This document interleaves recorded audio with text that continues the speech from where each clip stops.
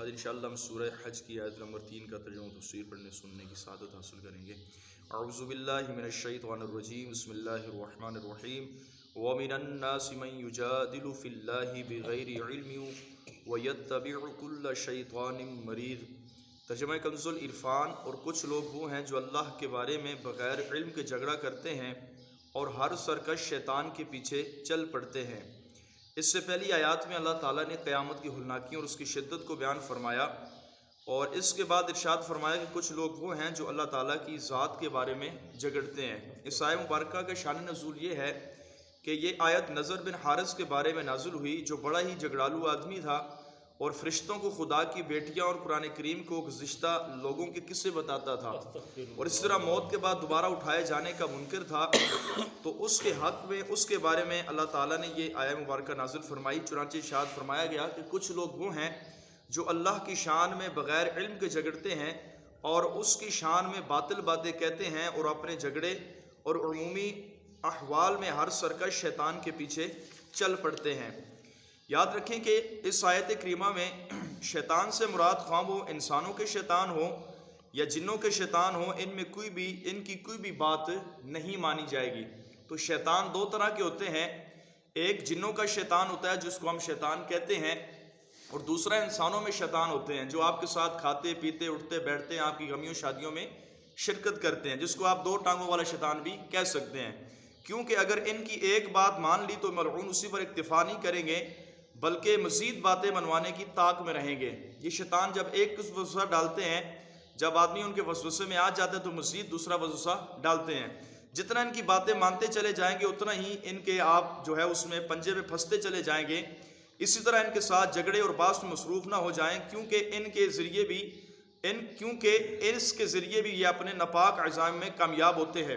لہٰذا ان سے نجات کی صورت یہ ہے کہ ان کی کوئی بھی بات نہ سنی جائے، کیونکہ اگر ان کی باتیں سنیں گے تو ممکن ہے کہ دل پر کوئی بات اثر کر جائے اور سننے والا کفر و گمراہی کی دلدل میں پھنس جائے۔ امام اہل سنت کے کلام کا خلاصہ یہ ہے کہ شیطان دو قسم کے ہیں، شیاطین الجن، ان سے مراد ابلیس لعین اور اس کے گروہ مراد ہیں۔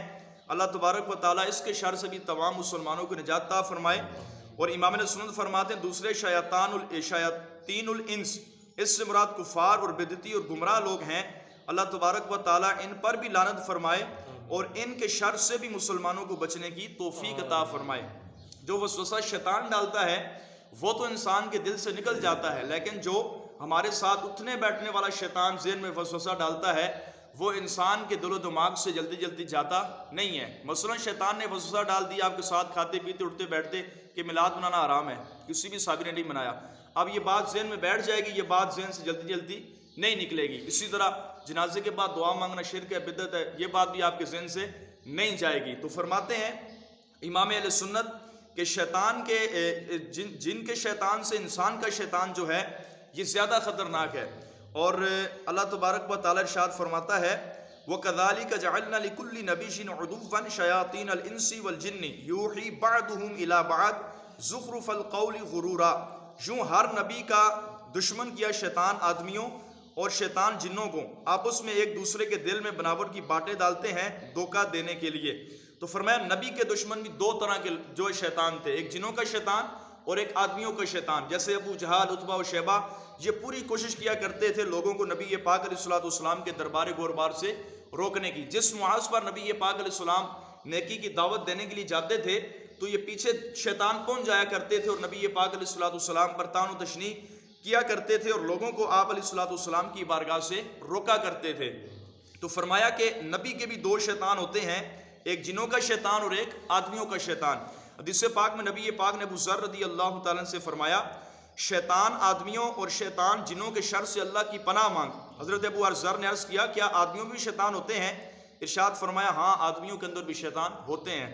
ائمہ دین فرمایا کرتے ہیں شیطان آدمی شیطان جن سے سخت تر ہوتا ہے۔ اللہ تبارک و تعالیٰ کی بارگاہ میں دعا ہے اللہ پاک ہم سب کو جنوں کے شیطان سے بھی اور آدمیوں کے شیطان سے بھی بچنے کی توفیق عطا فرمائے، آمین بجاہ النبی الکریم صلی اللہ علیہ وسلم۔